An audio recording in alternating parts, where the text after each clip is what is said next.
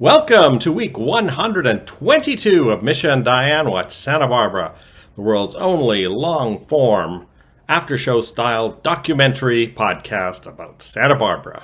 I'm Misha. I'm Dianne. And we have watched episode 592 of Santa Barbara. But first we should see if we encountered any Santa Barbara actors on other shows this week. And we did. We saw Mark McCormick in the preview for the new soap The Gates, which premiered today, but his character was not in this episode, the premiere episode. And we saw someone earlier in the week, but I can't remember who. Oh, well. We'll remember. Oh, someone's been showing up on one of the nighttime soaps we watch. Oh, Nancy Grahn. Nancy Lee Grahn was on Melrose Place again. Yeah, that was it. Okay, now on to episode 592, which originally aired Monday, November 24th, 1986. Now, a lot happened in this show. I just finished summarizing my notes, and there are a lot of plot lines, much more than the usual, 3 separate stories. Eden tells Cruz to go home. I'm sure Victoria is waiting for you, she says. Then Keith somehow talks Eden into revealing that Victoria witnessed Katie drowning. So I guess I thought the Katie stuff was over with. So I was surprised when Keith suddenly dragged it up again. But I think he made some parallel to Cruz protecting Victoria or something, and then suddenly Eden spilled it all. So at least this part of the story that Cruz and Victoria told her. I feel like Keith is always going to bring up Katie at some point because she's very much in the back of his mind at all times. Unlike Gina with her murdered sister Summer, who we have not heard about at all. Mm-hmm. And none of the Capwells really think about Madeline either, but I guess they didn't like her much. So Eden asks Keith not to go after Cruz. And he said, "Oh, it's not Cruz I'm going to go after." Mason arrives and Eden breaks down in his arms. Victoria leaves a message on Cruz's machine apologizing for making up that story and confessing to everything. Pearl returns to Santa Barbara just in time to follow Cruz out of the Orient Express and to the beach house. But then Cruz kicks him out as soon as he hears there's a message from Victoria on his machine that he wants to listen to in private. So, yeah, Pearl was in 2 quick scenes with Cruz, but didn't get really to chat with him about life and how things were going. Cruz listens to the message. Eden sends Mason to the beach house to pick up the last of her things. And in the box he gives to Mason, Cruz finds a Polaroid of Eden in a poetry book. And we see a flashback to when he took the Polaroid. And then Mason tells Cruz it's not too late. Take it from someone who knows what too late really means. So that was kind of nice of Mason to be seen to be. I guess he probably thinks Cruz and Eden are a good couple now. Don't remember if he ever tried to chase Cruz out of town like Joe Perkins, but Victoria tells Eden she's leaving town tonight. Ooh, I know we've probably heard that from her before, though. But things are a bit different, as we'll see towards the end of the show. She tells Eden that Cruz had a violent reaction to the painkillers that she gave him in the lighthouse, and that he thought she was Eden. And I think that's been said to Eden, by Cruz, but I think Victoria thought it should be directly explained. This really had an air of Victoria really wanting to leave town and thinking, let's just wrap things up with Eden. Keith offers to drive her to the airport, not letting on that he has chatted with Eden, and takes her to the beach instead. Victoria's annoyed because she's going to miss her flight, but Keith says, "I want to give you one more chance to clear the air about Katie. The day you saved Eden, I could sense you felt like you were making up for something. I heard another history about you on this beach, and now you're going to hear it." And Keith tells the story as Eden told it to him and fills in the gaps with what he knows and ends up violently pushing Victoria down into the sand and says, "You felt guilty, but you watched her die because that's what you wanted." So I'm thinking everyone else thinks Victoria's headed out of town. Do you think Keith might do away with her and no one will be any the wiser because they are all expecting Victoria to be gone? Yeah, or keep her tied up somewhere. Might be. I mean, if this was Days of Our Lives, she'd be in the Demira mansion somewhere. But In the secret tunnels. Oh, we have tunnels. we do. We have collapsed tunnels. We've got Lionel's, wine cellar. So there's lots of places he could hide her. Meanwhile, back up north, Brian reads Pearl's letter and throws it into the fire. And he tells Courtney it's from his brother and reiterates that he came up to the cabin to be alone. But of course, since there's a storm, she's kind of trapped there. They start talking about his writing and mystery stories. And for some reason, Courtney thinks, I guess she wonders how likely she would be to be a suspect in Madeline's murder, because she tells Brian of a tale she heard. She thinks it happened in Canada, of a woman who was murdered, and relates the whole tale of Madeline, but does not mention herself, but mentions all the other pieces. She lists Pearl, Lionel, David, Sheila Carlisle, and Keith as the suspects, but Brian immediately concludes it was someone the police never suspected. Now, I have to say, this scene came off extremely unrealistically. It's been a weird murder mystery storyline to begin with some false starts. But this just seemed super forced. And they didn't even have a commercial break in between Courtney telling her tale and Brian saying, oh, I think it was someone else. If they'd only shifted that line to after the commercial break, we could have filled in our minds that she told him everything and included all the other stuff, and maybe there would have been something reasonable that would have made Brian think that, but it just came out of nowhere. Yeah, it's interesting, and I guess we'll see why they kind of force this in, whether this is to pivot back to the whole Madeline's murder storyline and really start making even stronger the case that Courtney is the person who is responsible. Or maybe if Brian figures it out, maybe he becomes at risk of being a victim of Courtney's, and that brings a whole different dynamic to things. I'm not sure. Yeah, just in the last episode I was thinking a potential love story between them, but now I'm thinking he may be the one who figures it out. And it was kind of dumb of her to really bring that all up. So Courtney tries to change the subject, of course, once this happens. And, they talk about Brian wanting to be alone. And then Brian says to her, I sense that you're alone, no matter who you're with. Do you have a sister? There's a certain kind of aloneness that only a family knows how to confer. So that also was a bit forced, I think. I mean, he was talking about his brother, just before that. So, but still, it seems kind of a odd line to specifically say sister. So I don't know if the writers have just decided they need to wrap this up, or if they're going somewhere with this. And presumably Brian originally wasn't part of the reveal storyline, so they're just trying to salvage something. I don't know. Yeah, I don't know. I feel like we have a lot of unfinished business we need to explore between Pearl and Brian. So how this fits in with that, I'm not really sure. Because we know that Pearl is no longer interested in Courtney, so it's not really going to be a triangle between the three of them. Yeah.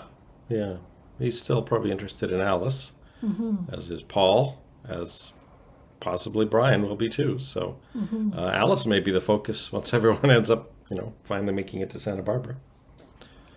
Lionel and Caroline, despite what Caroline just said in the last episode, spend another night together on the yacht. Because Caroline had said, I'm never going to do anything ever again that could possibly make Jane feel discomfort. Anyway, Jane and Tony go for a walk on the beach. Tony, of course, is the middle-aged man that she encountered at the Orient Express last episode. And due to some unfortunate choice of words on Jane's part, he ends up arresting her for solicitation, as he is a undercover police officer, and he thought Roxanne's clothing was perhaps indicative of her line of work. Jane embarrassingly has to call to be bailed out, and is probably somewhat happy that Alice answers the phone, and Alice promises not to let anyone know. Yeah. As Alice is on her way out, Carolyn and Lionel come back from the yacht. But luckily, Pearl shows up too, so she's able to avoid answering their questions about where Jane is, and grabs Pearl to come with her to bail out Jane. But of course, they end up having to return with Jane, and we see Jane taking off her makeup, and her Carolyn saying that she understands why Jane did what she did, and then Jane talks about how, I guess I was just mimicking what you taught me as a kid, And they both end up crying. So, yeah, they're still. Carolyn now says, "Oh, can you promise me you'll never do this again?" And she says, "No." So I don't know if we'll be seeing Roxanne more often, and if so, who else she might end up with. Pearl? Has Pearl met Roxanne? Has Brian met Roxanne? Mason checks in with Julia to see if she's picked a father for her child yet. She says she wants to make sure Mason is willing to sign away his parental rights, and he says he wouldn't want anyone to know he fathered a child out of wedlock, which is, in the year 2025, it's sometimes these things come as a bit of a surprise how, like with all of the Channing gay stuff at the beginning, how out of touch it seems to be after just such a few years. But of course, Mason is, probably hoping to run for public office of some kind, if not DA again, perhaps, mayor or governor or something. So he's probably thinking ahead to that sort of thing. Well, and remember, CC has laid down this legal prerequisite, or this legal thing, where the first male child becomes his heir, or what was that? That yeah, thing it gets a larger chunk of the inheritance. Yeah. So yeah, Mason probably hasn't thought of that, because if he and Julia have a boy, he probably would want to claim it so he could get the extra inheritance, right? That's an interesting twist, which probably will come into play. Spoiler alert. If they have a baby together. Yeah, that's an interesting thought. Yeah, I guess we'll look forward to that over the next 9 and a bit months. Mason says, any chance I had at emotional fulfillment died along with Mary. Now my primary ambition is to totally eclipse my father. So Julia, after that heartfelt speech about not wanting children, agrees that Mason can father her child. Mason volunteers to be the one to pick the where and the when. Insists that the memory of the conception be a good one. So Julia seems kind of happy about the whole thing. Pending the arrival of the documents, they shake hands on it. So I'm thinking this will be played a little bit humorously, but possibly also low-key romantically, considering they're not planning to be a couple. That this is just a one or perhaps more time thing until she gets pregnant. And that is it. So that was a lot of things that happened in one episode. And we had cast credits, and they were the same as last time. Rosa and Kelly, of course, still in the credits. And Vice Cop, played by Jack Stauffer, Stauffer, Stauffer. Yeah, and that's it for the Monday episode of week 122. And this is Thursday is Thanksgiving, so we will be preempted Thursday, so we will have only 4 episodes this week. So, and I guess I should start working on C.C. Capwell's annual Thanksgiving Day toast to his employees and guests of the Capwell Hotel. We will be back after we watch episode 593 of Santa Barbara. We'll see you then. Bye-bye. Well, my promise is inviolable, Julia. I mean, I have lied and cheated and double-crossed, but I have never, ever broken a promise to a woman that I liked, who was a lawyer.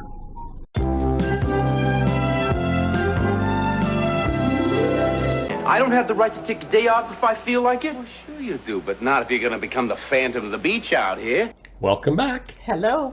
It's episode 593 of Misha Dianne Watch Santa Barbara, and our plan to stay on top of things and get out a full episode this week seems to have fallen by the wayside, because yesterday we had Valentine's Day flowers in the background, and today we have an Easter rabbit.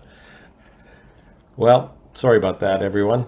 We have seen so many guest appearances of Santa Barbara alumni in our various viewing. We saw at least one CC in an early episode of It Takes a Thief. Mm-hmm. Peter Mark Richmond was in that. And, of course, Louise Sorel has been back on Days of Our Lives for about a week, last week. And Mark McCormick is, of course, a regular cast member on The Gates. There were probably a bunch of other minor ones, but I can't remember them right now. I think we saw Dr. Renfro. Yeah, with a beard. With a beard. On something last Lou Grant. week. Lou Grant. All right, whom I met.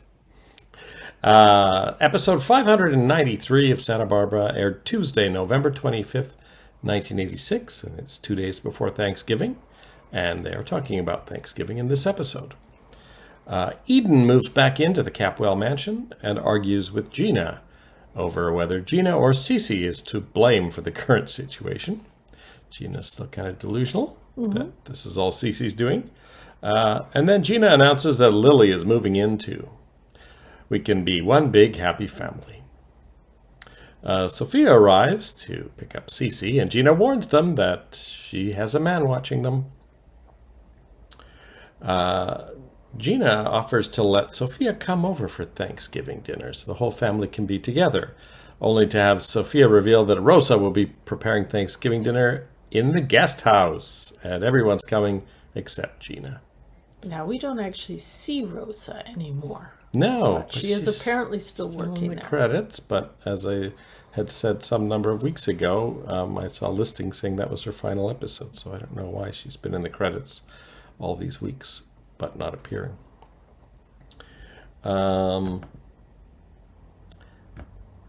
Cece finds Gina in his bedroom later that night, and Gina offers to let Kelly come home a few weeks early if Cece can convince the family to have Thanksgiving at the house.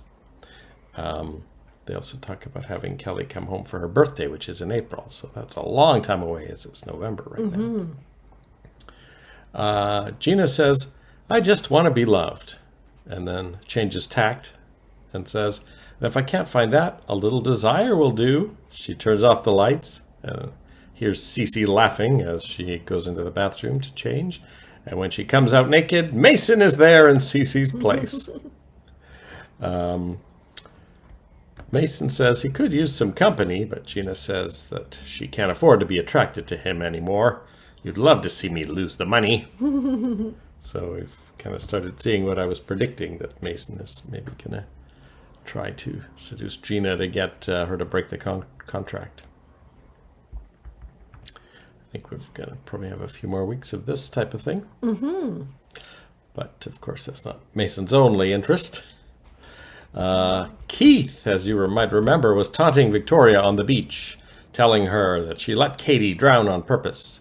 And Keith tells Victoria it's time for her to go for a swim. And, then decides that perhaps a prison cell is a better final end for Victoria. Yeah. Cruz tells Pearl that it's his day off, and that's why he's just sitting there by himself in the beach house. Pearl says he's got to convince Eden to come back. "There's 2 reasons I get out of bed every day. 1, I know Kelly Capwell is coming back to Santa Barbara. And 2, I know my brother Brian is out there." I think Pearl's still delusional that he and Kelly are going to be a thing when Kelly comes back. Yeah, I really feel Kelly, even in her compromised state, could probably do a little bit better than Pearl. Mm-hmm. And Courtney's probably done with him and vice versa. Yeah. So Pearl's going to find himself, I don't know. If Brian does come back, he'll probably make a beeline for Alice. So Pearl will be like spinning around looking for a girl and everyone's taken. Yeah, mind you, Courtney is probably a serial killer, so maybe they're a bit more evenly matched. She may end up killing Pearl. Victoria shows up to tell Cruz all about what Keith just did to her. She asks Cruz to tell Keith that she didn't let Katie drown on purpose. And Cruz says that he can't testify about something he didn't see, which kind of annoys Victoria. She runs out just as Eden arrives. Eden tells Cruz that she's the one who told Keith about Victoria being on the beach that day. Eden finds Victoria on the beach, where she is telling Katie that she's sorry. She's just shouting into the sea, I guess. And then Victoria switches locations and goes to Katie's gravesite, while Eden visits Keith and tells him that he's keeping his hate alive so that he can keep Katie alive. And he says that what hurts the most is that after all these years, he can't even remember Katie's voice. I hope this is the end of the Katie storyline soon, because I'm kind of over it. Yeah, it feels like it's been going on for a long time and hasn't really, if Katie suddenly appeared or something, then it might have a reason to move forward. But they're basically just rehashing the same thing over and over again at this point. Mm-hmm. I don't feel like there's any evidence or anything that could send Victoria to jail. So. No. Pearl tells Cruz that he's got to build the trust back up slowly between him and Eden. He says, she was married to that Harvard MBA bozo, Mr. Kirkus, and you are getting married to another woman. And it didn't die. Most beautiful things, they get broken so easily. But now what you have. You're the kind of people that give the rest of us hope. Brian asks Courtney, you'll remember they're at the cabin, about her parents, but she refuses to talk about them. Brian dozes off and awakes later to find Courtney going through his papers. He says, there's books all over the place. Why do you have to read my personal things? She continues to quiz him about his brother. Brian says that if he met Michael, they might kill each other. And then finally, after a night of back and forth, Brian reveals that he knows Michael is Courtney's friend Pearl. I know who you are, and I know what you're doing here. So this whole time he's been playing Courtney. I'm not quite sure how he knows. I mean, that bookshop lady probably told him about Pearl, and maybe he just put it together, or maybe actually spotted them together one of the many times they were peeking through the window together. Yeah, he's supposed to be very good at putting together, yes, puzzles. So. I feel like this is all a preamble to him figuring out that Courtney killed Madeline. When will it happen? I don't know. Before Kelly comes back?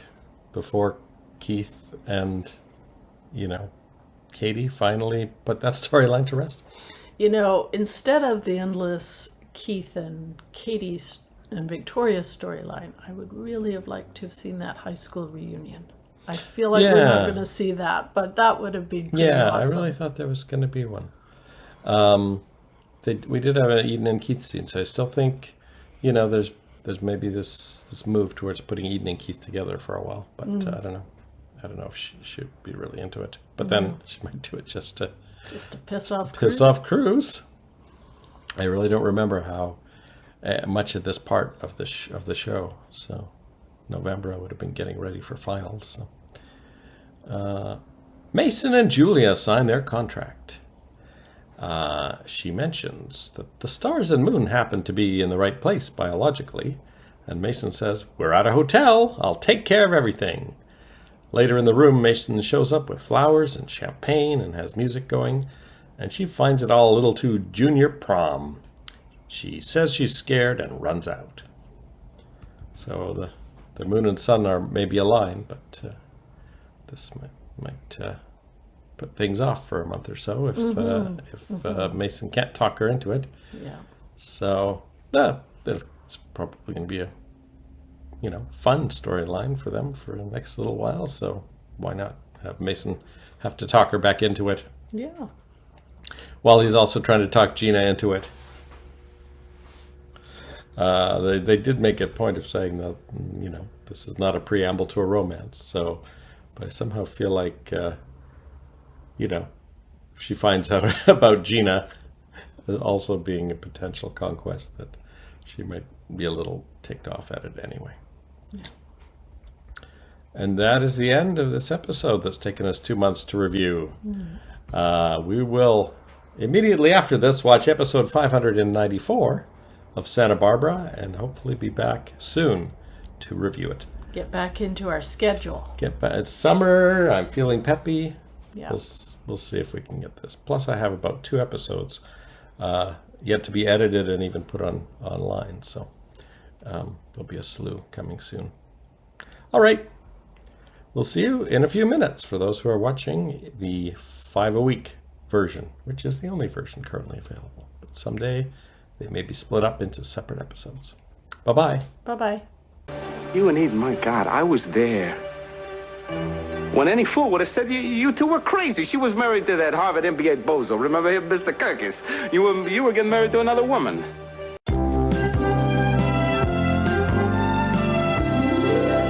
Welcome back. Hello. We've watched episode 594 of Santa Barbara, which originally aired Wednesday, November 26th, 1986. And last night we watched The Rookies, season 3, episode 2, Key Witness. And John Cypher was in it, who, of course, you know from Hill Street Blues, but in the future will be showing up as Arthur Donnelly on Santa Barbara. And I think that's probably the earliest John Cypher episode we've seen. Of course, we've seen him on Knots Landing and other shows as well, but he looked particularly young in The Rookies. Having failed at the Capwell Hotel, Mason and Julia check into a very sterile-looking motel room with very bright lighting, and Julia immediately finds that too clinical and suggests that it's come down to artificial insemination. Mason, however, does not agree. He said, "That was only 2 strikes, and you get 3. So we'll see what Mason and Julia come up with for their next attempt. Danny Andrade is back on the show. He comes to borrow money from Rosa. Uh-oh. It didn't sound good, because he wouldn't really tell her what it was for. Can Angel be far behind? I don't know what kind of shenanigans Danny is getting into, but maybe Cruz's influence has not really helped on him. Nice to see Danny again, though. Original cast member. I'd like to see him have a scene with Ted, actually. I think most of the scenes we've seen with Danny coming back have been with other people. They haven't been with Ted, as far as I know. The only other person he interacted with in this episode was Gina. He said, "Hi, Gina." And Gina said, "Mrs. Capwell now." And he goes, "Oh, okay." Yeah. And then they wander off. He and Rosa wander off. Lily tries to get Gina to confess that she wants Mason more than she wants Cece. But then they both realize that maybe the topic of who wants Mason should not be discussed between mother and daughter. Lionel reads a telegram. Warren and Lakin are staying with Augusta for Thanksgiving. So that's kind of sad. We don't get to see most of the Lockridge family, but of course Carolyn and Alice and Jane are his new surrogate family, and they are happy to be having Thanksgiving with Lionel. Now, I had all sorts of curiosity about this because we really don't know what happened to Augusta. She was kind of spirited away. It seemed very dark and mysterious, and now it turns out she's somewhere hosting Thanksgiving. So I'd just love to know what the backstory was. That will be, hopefully that's a mystery that will be properly explained when she returns someday, or if, it's years from now and there's new writers, they might have forgotten. But just a little thing that would be nice to see. Maybe next time we see Lakin or Lionel, Lakin or Warren, we'll get some kind of clues. Alice is excited about Thanksgiving. Carolyn tells Alice that her mother would have wanted her to have Thanksgiving with her when she was growing up, but no one knew where she was. Alice says, I just hope my mother was half the woman you are. Jane tries to skip Thanksgiving dinner, but Lionel insists that she come. So she asks if she can bring a date. And the next thing we know, Roxanne is picking up some random guy at the Orient Express. When they return to the Lockridge house, Lionel extremely tactfully pushes the guy out the door. I thought this was a really great scene, the way the guy comes in, says hi, and Lionel just, you're not here anymore. And then he really blows up at Jane, which was something we don't often see in Lionel. So he is really angry with the way Jane is treating her mother. And I have to say, I was kind of shocked by this whole segment because, of course, we remember Roxanne was an extremely secretive persona that Jane had for the longest time. And for Roxanne to suddenly be out there, she actually has an encounter with Ted and Haley before the scene with Lionel. So she is right out in the middle of town and is fully exposed. And I was just surprised at that. Lionel tells her to go upstairs and make herself presentable and come back for Thanksgiving dinner. Yeah.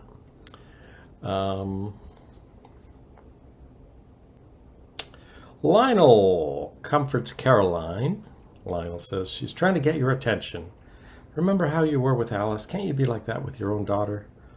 And Caroline tells Lionel that she's come to a sad decision. She has to leave.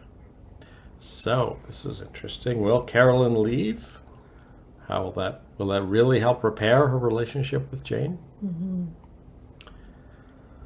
Ted takes Haley to the Orient Express for Thanksgiving to avoid her having to deal with his family, but after their weird run-in with Roxanne, they decide to go to the Capwell house. Rosa has set the table for Thanksgiving in the Capwell house. It's actually a big table set up in front of the fountain in the main atrium, not in the dining room. Mm-hmm.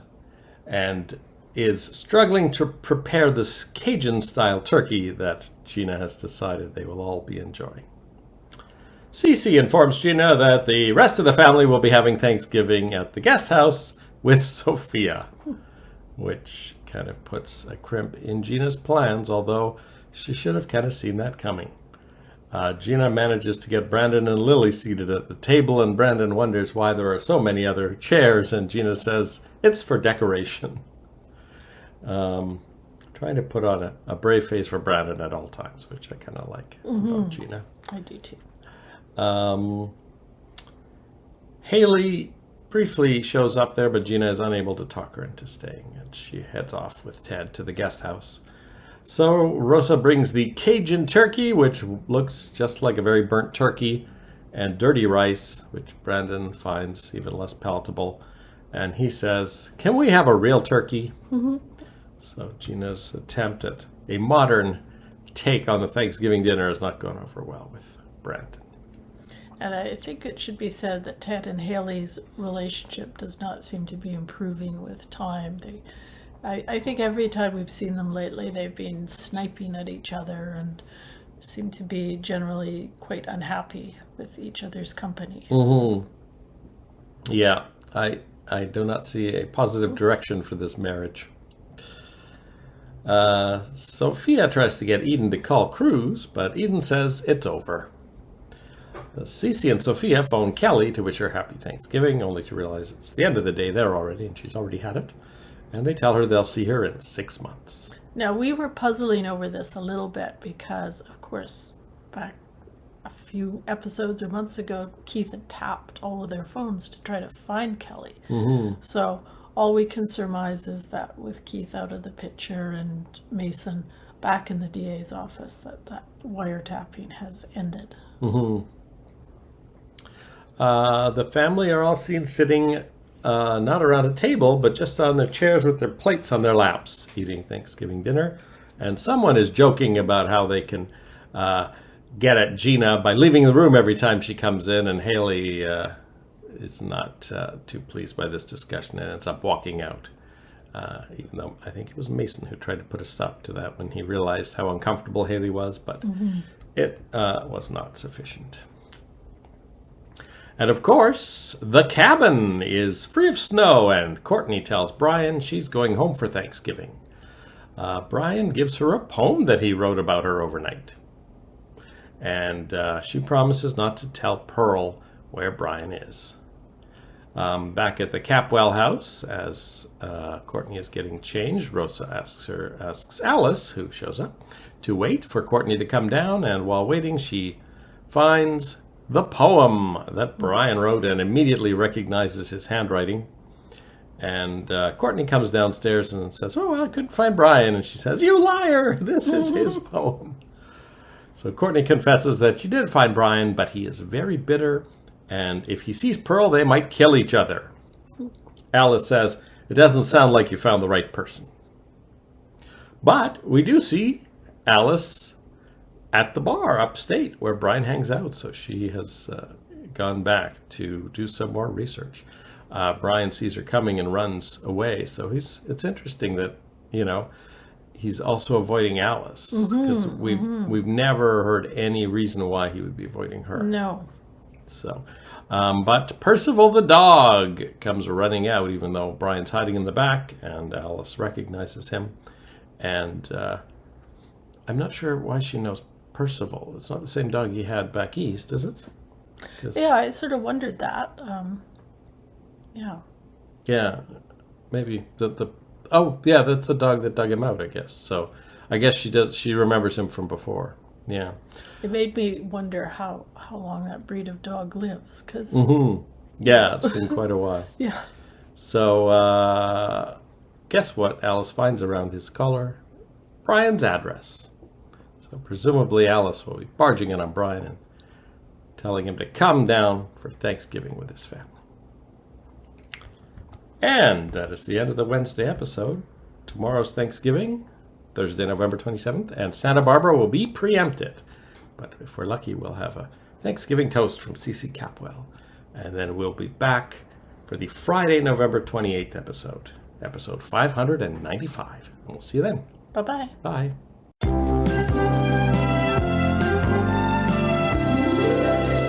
This is CC Capwell wishing all of our guests and customers at various Capwell properties a very happy Thanksgiving.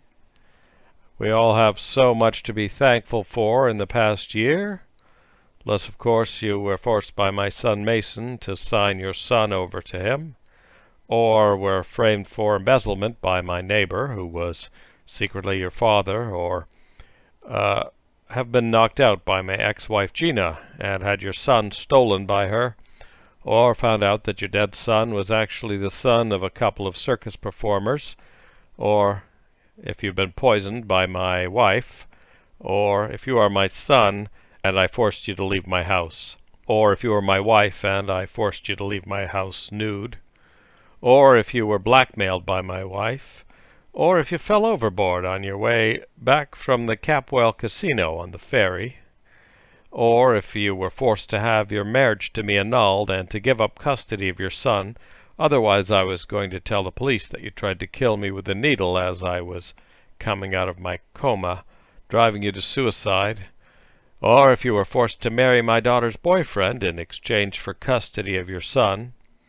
or if you were sent a box of rats by your girlfriend's jealous high school boyfriend, or if you were forced to quit being my housekeeper of many years due to the way I treated your daughter, Santana, or if you were blown up at the Capwell cabin, or if you lost money at the Capwell Casino due to the roulette wheel being rigged by my casino manager, Dylan Hartley, or if you were threatened with death by my son-in-law, Kirk Cranston, if you didn't kill my daughter, Eden, or if you lost your baby due to a car accident, or if you were fired from your job as ferry captain and your job as oyster shucker due to the spiteful brother of my daughter's fiancé, or if you were given a heart attack by my presumed dead ex-wife popping out of your bathtub, or if you had my daughter leave you at the altar because she slept with your brother, or if you were murdered in your secret bungalow, or if you were stalked in the Capwell boathouse by your husband and my ex-wife,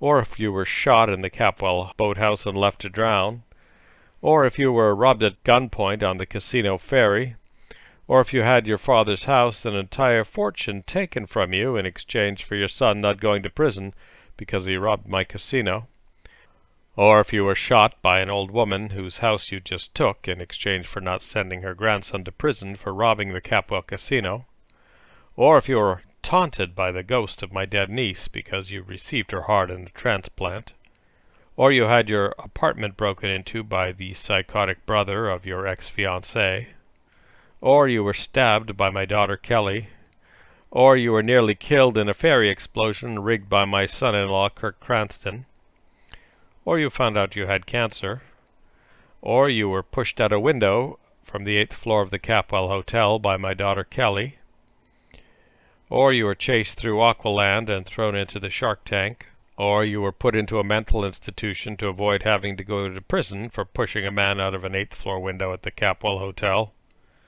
or you had the tape proving you only murdered your ex-fiancée's brother in self-defense stolen by my ex-wife Gina, or you had your family cookie recipe stolen by my ex-wife Gina, or you had your allergy pills switched with crack at our 4th of July party by my ex-wife Gina, or you found yourself naked on the roof of the Capwell Hotel due to the crack my ex-wife Gina had been putting in your allergy pills, or if you are my brother and found out years later that you'd been framed for embezzlement and had your girlfriend stolen by me, or you were crushed to death by the giant letter C on the roof of the Capwell Hotel, or you were threatened at gunpoint by my son Mason for raping his fiancée, or you were run over by my ex-girlfriend Santana Andrade, or you had your restaurant blown up due to a protest of my casino, or you were killed in the explosion due to the protest of my casino, or you had your wife killed in that explosion, or you were invited to a wedding that didn't finish, or you were invited to a second wedding all the way in Los Angeles that was canceled at the last second, thus missing out on an impromptu concert by Air Supply, or you donated money to a fake faith healer, who was my ex-wife's long-lost daughter, or you had your prized petunias squashed by the crashing of the Capwell jet on your island, or you were wrongfully accused of and arrested for a hit-and-run on my daughter, or you were nearly killed by a psycho doctor and forced to leave the country, or you had your estate dug up to the discovery of dinosaur bones, or you were forced to resign as DA due to your involvement in the fake hit-and-run of my daughter Eden, or you were forced to marry my son Ted in order to keep him from testifying that you threw the bomb that killed my wife's son's wife, or you found yourself drugged in a lighthouse and having sex with your ex-girlfriend due to being shipwrecked while looking for my ex-wife's downed plane. Other than those few unfortunate incidents, I'm sure we've all had a lot to be thankful for in the past year. Happy Thanksgiving.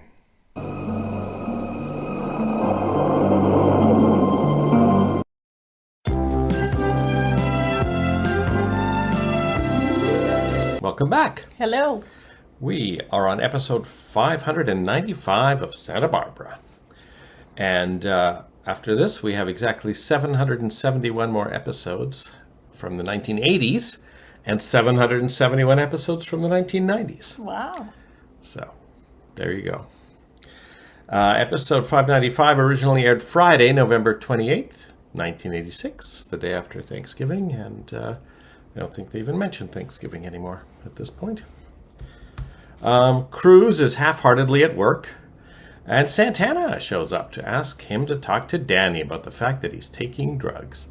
And she says Ruben doesn't seem to think there's a problem, and Rosa can't talk sense into him.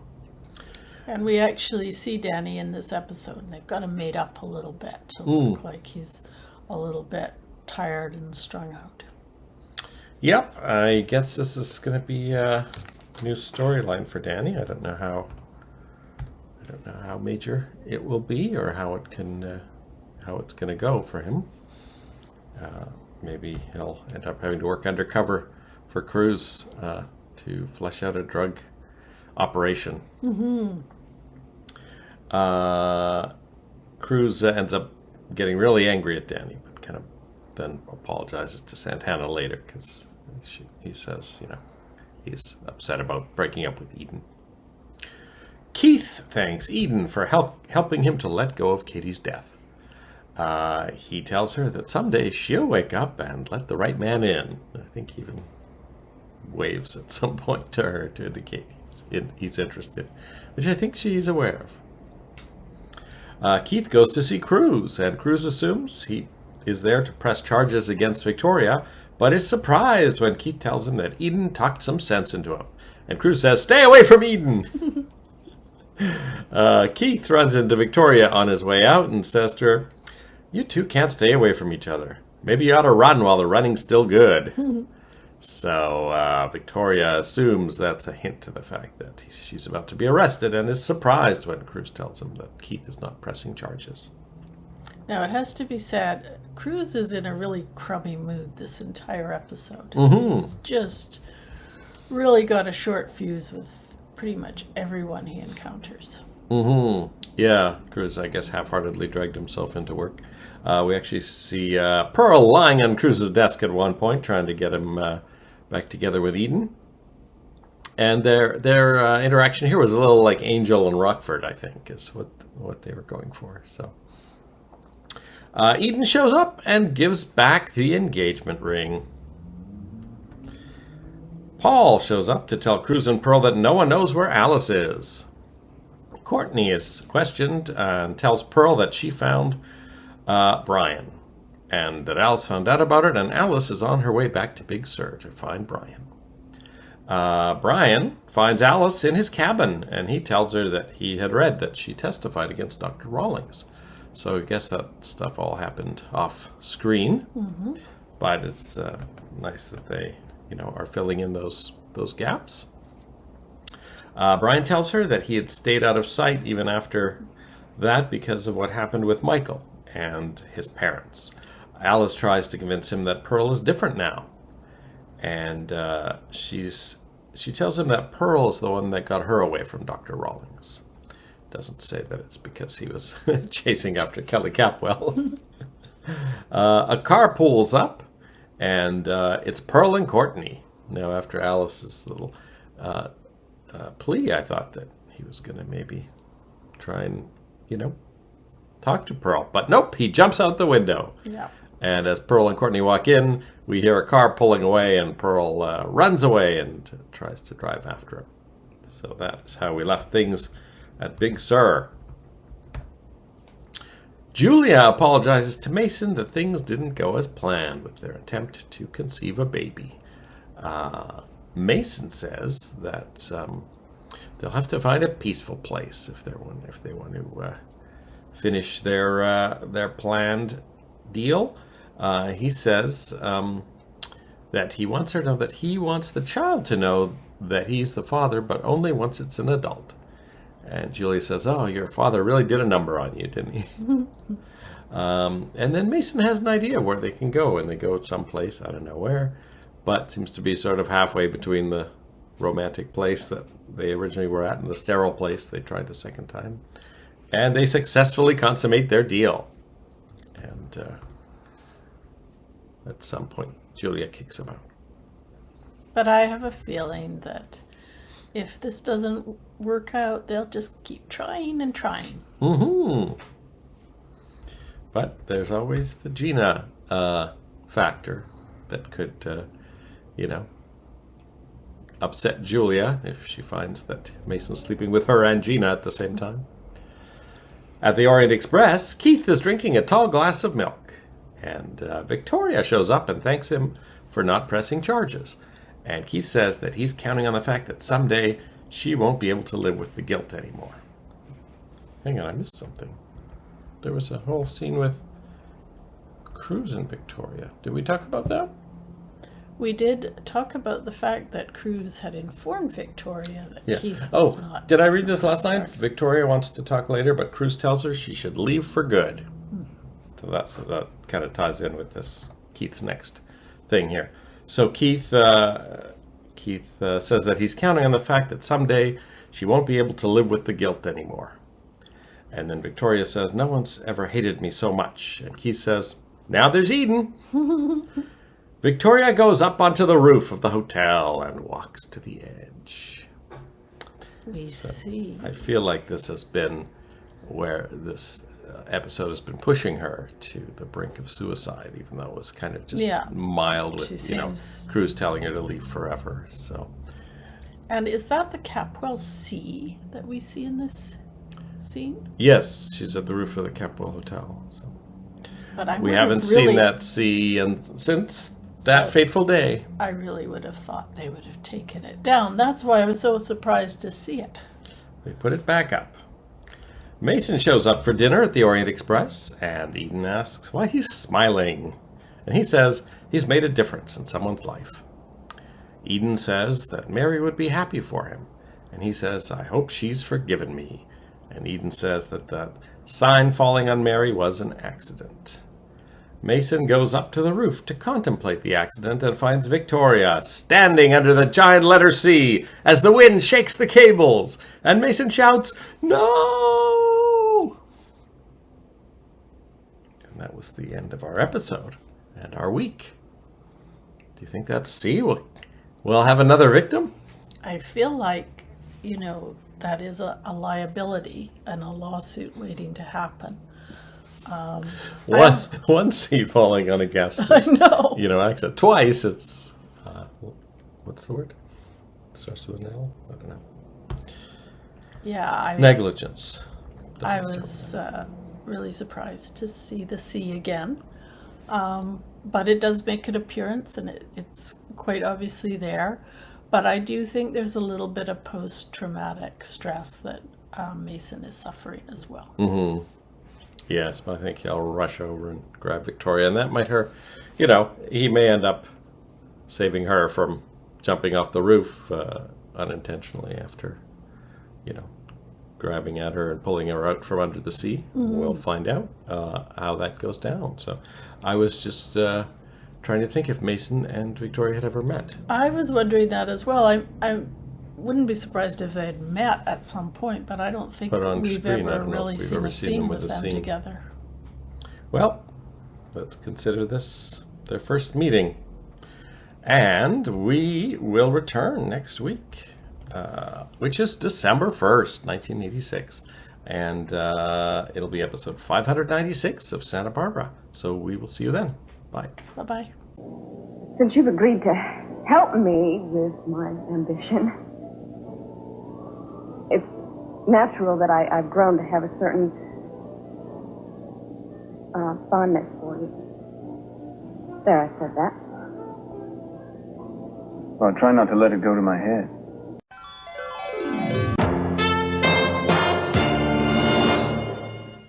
Come on, let's go for a swim. No, Keith, Don't you please, want to? God, no! No, no!